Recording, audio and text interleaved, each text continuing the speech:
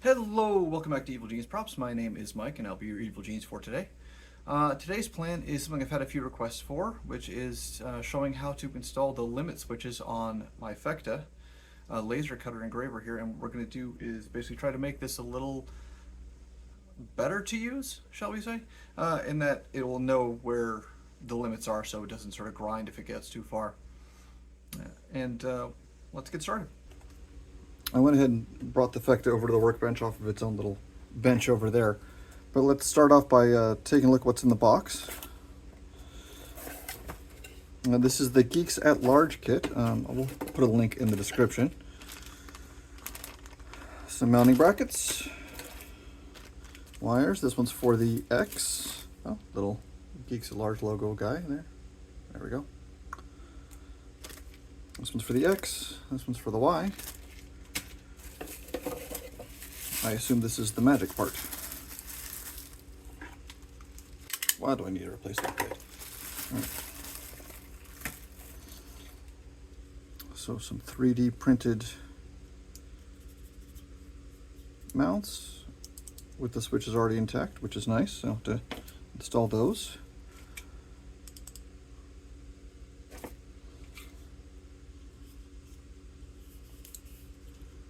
And they make a fun clicky sound. Clear this out of the way. I also printed off the manual, mostly so I could refer back to it as I'm going along here, but I would probably recommend you don't actually use it printed out. But you're probably not making a video while you're doing it. I do appreciate the blank page. All right. Packing list. So we got 10 of the cable clips, 5 screws. Actually, I have 6. I suspect I have that M3x12 twice, which just makes sense, frankly. Cables. Let's try to get these situated. And so this must be the right X, left X, front Y, rear Y. This is why I recommend you don't print it out, at least not print it out in black and white, is that these are color coded, but in grayscale they don't show up very well, which is fine. Okay, so which is the front? So this part is the front. Try to pair up my Y's and my X's. All right, let's see if we can do this. It's a little too big to actually fit flat on this table, this workbench, but we'll make it work. All right, so apparently the panel already has places for the limit switches, which does make me wonder why they didn't just put them in the first place, because they're not expensive. Looks like they go right. If I can figure out exactly how they have this. Let's go this way. All right, so you see that? Go right in here. And it looks like if you have the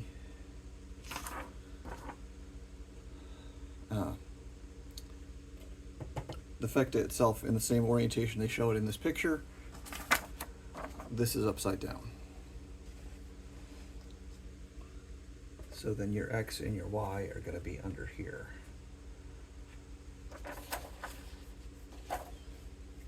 Okay. And that could be better handled. So Y, I also have this up on my tablet just so I can review it easily. So the Y cable goes this way, and then also one that goes all the way back to here.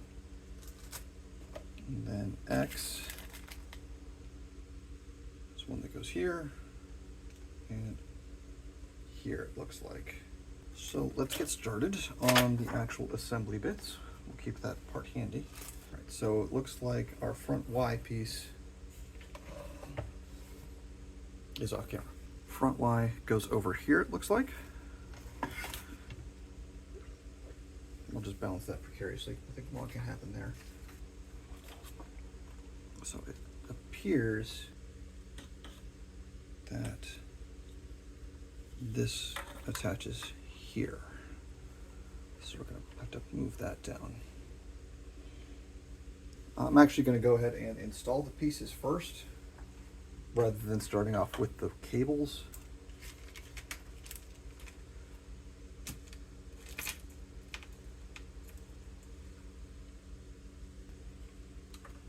Goes there.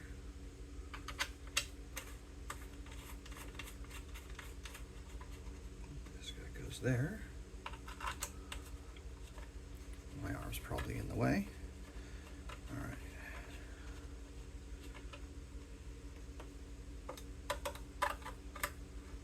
Of course, it's not the same size. All right.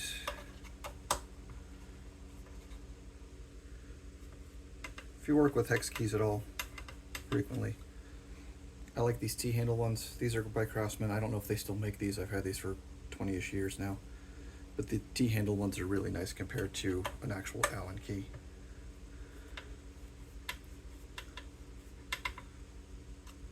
Also really handy when you're putting together IKEA furniture. It wants me to connect the cable. Like I said, I think I'm going to run the cable last, but it's going to go from there over to here. Now, shockingly, to do the other side, basically the same. I don't think this is where anybody's actually having any issues with installing this. Let's see if we can get this on so you can at least see it. Nope. Hang on. All right, we'll try this. This is the rear Y. Why? Because I love you. Okay.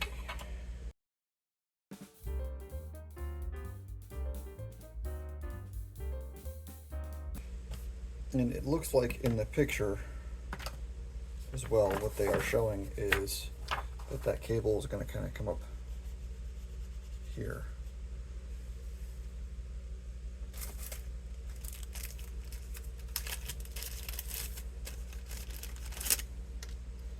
So it would come up sort of up through here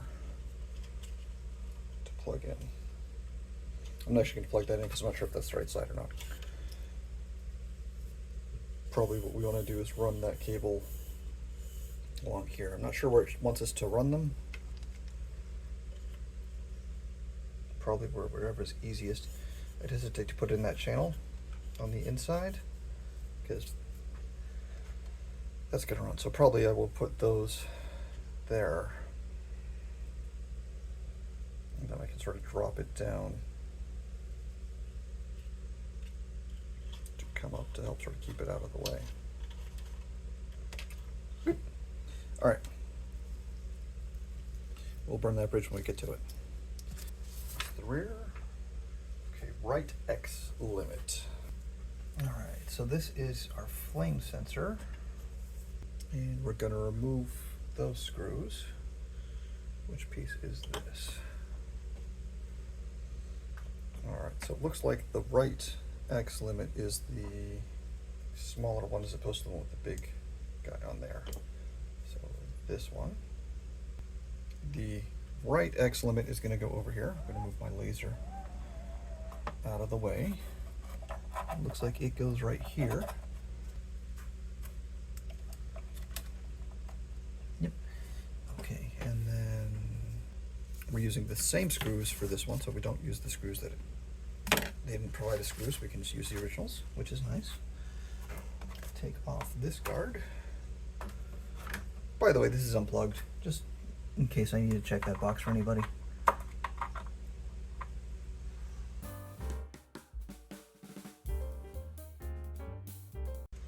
You see, I don't have a T-handle that fits this, so I need to pull out a different tool that's fine,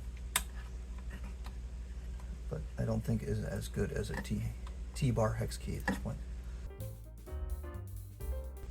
If you don't have these tools, you should be able to use just the Allen keys that came with your Phecda for installation purposes.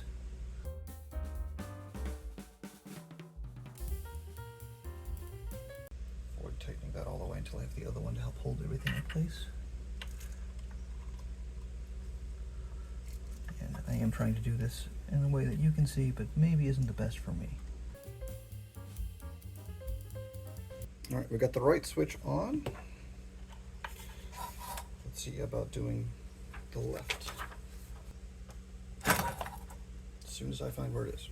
So it wants this to actually go inside on the railing.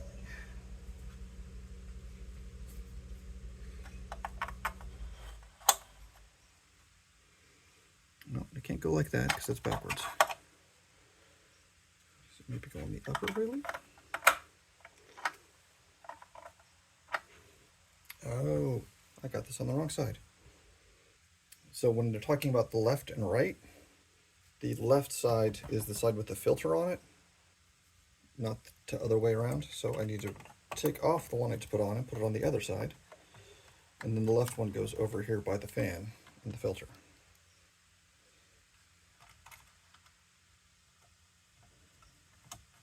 Not a big deal, but a valuable lesson for figuring out which side's which.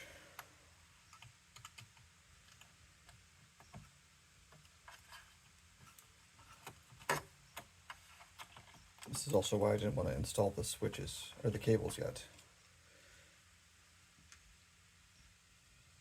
Because if there's a way to screw it up, I will figure it out. But then you can learn from my mistakes.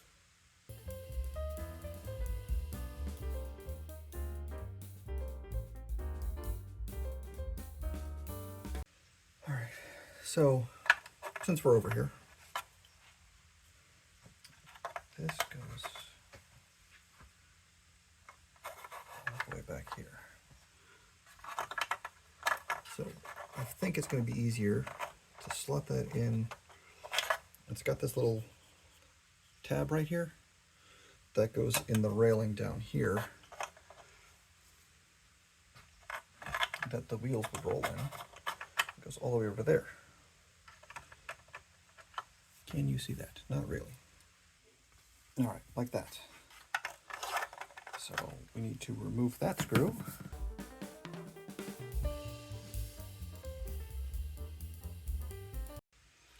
Slide that all the way over to there. And then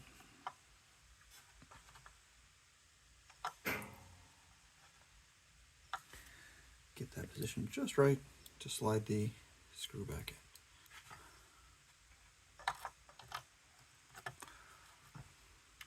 Nope, we're not using that screw again.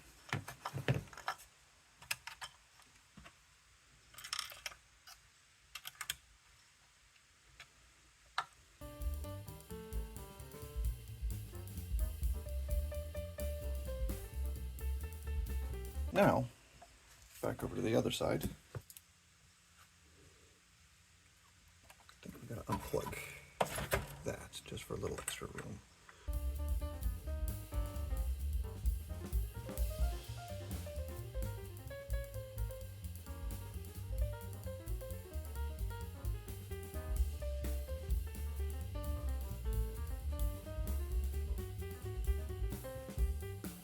Strange that the left side is on the front rail and the right side is on the top here.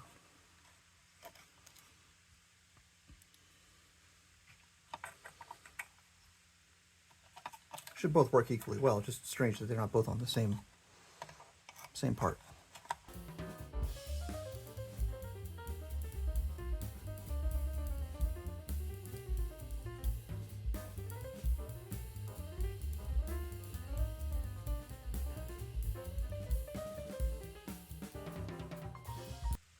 Not gonna lie, I wasn't entirely sure I had that actually in the threads.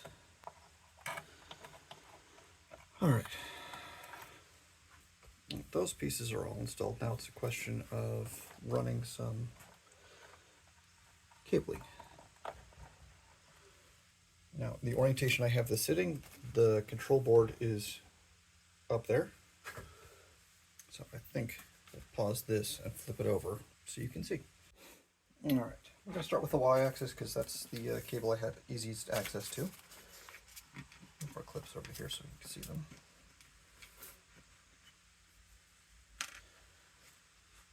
So, y-axis, there's a short and a long. I've got to say, for the y-axis, there's not a whole lot of difference. And I'm not sure the y-axis on this is long enough to get around.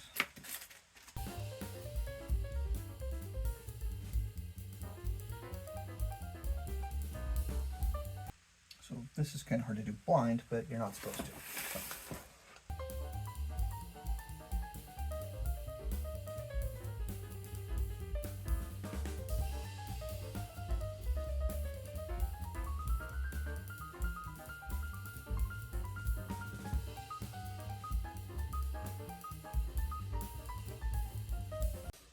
So on this one, which is the X left, this needs to plug in back there, but you can't really do that with it installed.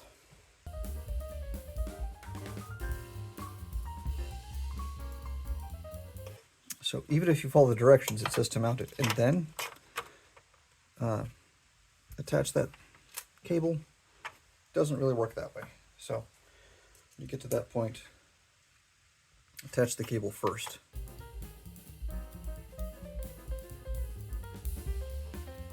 Now let's use some of these cable clips to keep things out of the way. So which way is down? Want to keep these guys out of the way through this part for sure.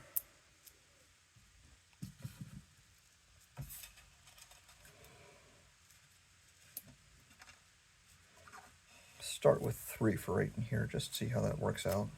If need be, I can add more. That one's really crooked, but that's fine.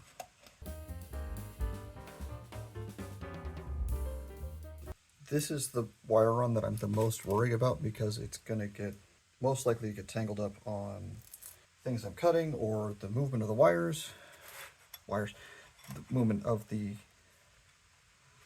cutting head and such. So I'm going to probably use the most of them in through here and then just use a couple on the sides just to help keep things in the right place, but not as a priority.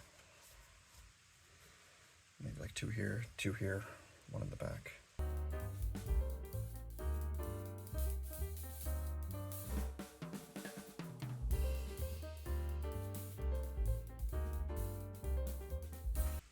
All right, the next steps after this are setting it up in Lightburn. So we'll go to the computer for that. I'll record those movements on our screen and show you how that works. Okay, we've done the hardware part. Now we're going to do the software bits and basically let the system all know that it has limit switches now. So we go to the computer's plugged directly into the Phecda using the USB cable. Go to Edit, Machine Settings, Hard Limits, get set to True, Homing Cycle, get set to True, rewrite, OK, Power Cycle, turn it off, turn it back on,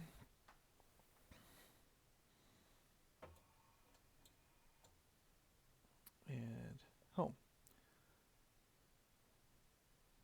Okay, so mine went to the back left corner. So we want to, in that case, go here, Outputs Setup. When you open this the first time, it does yell at you. And you want to make sure that your homing direction invert is set to true. Right. Okay.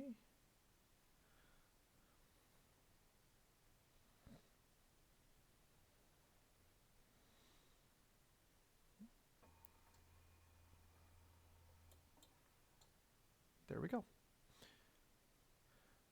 That's all there is to it. It's pretty simple and a nice little feature, I think. It makes it a lot easier for repeatable things. One other thing that I have been asked about in the past has been setting up the Wi-Fi for your Phecda and using the apps. And honestly, I set it up once, I used it, and didn't like it, and just didn't make much sense to me. mostly because you need to be there anyway. It can be a potentially dangerous tool, especially since I use mine in a workshop that also has wood dust, sawdust. So I'm never going to leave mine unattended. So I'm either going to run it from my laptop directly or save the items down to the SD card and run it that way. Personally, in my opinion, dealing with the app and the Wi Fi just isn't worth it. Anyway, if you found this helpful, please give us a like. If you want to see more of these types of things, give us a subscribe as well. And if there's anything you want to see or any questions you have, feel free to leave a comment. That's it for today. Thanks.